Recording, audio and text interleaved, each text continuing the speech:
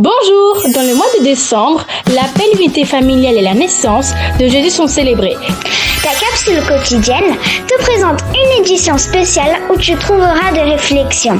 Rejoins notre podcast quotidiennement. Aujourd'hui, dans ce podcast, on te présente.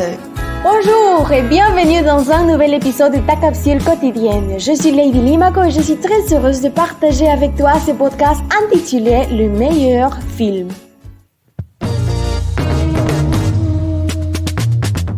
Je suis fan de films. J'adore lire et aussi regarder des séries. J'aime vraiment entrer dans la vie de quelqu'un d'autre pendant un moment. S'immiscer dans l'œuvre, faire partie de tout ce que le personnage traverse. Bon, les films, les livres, les séries, etc. ont fait toute histoire à une fin.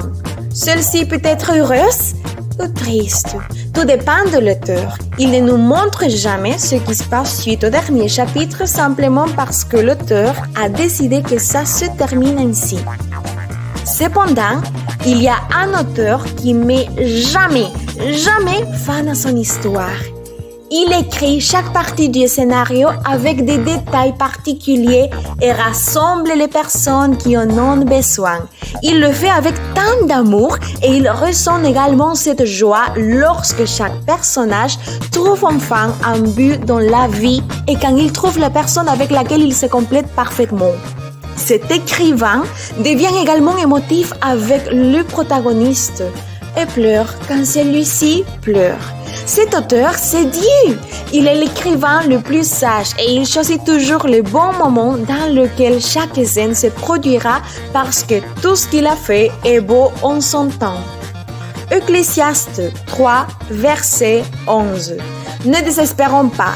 L'auteur de nos vies sait quand chaque chose arrivera et pourquoi il en sera ainsi. Il cherchera toujours notre bien-être et fera de notre vie le meilleur des films.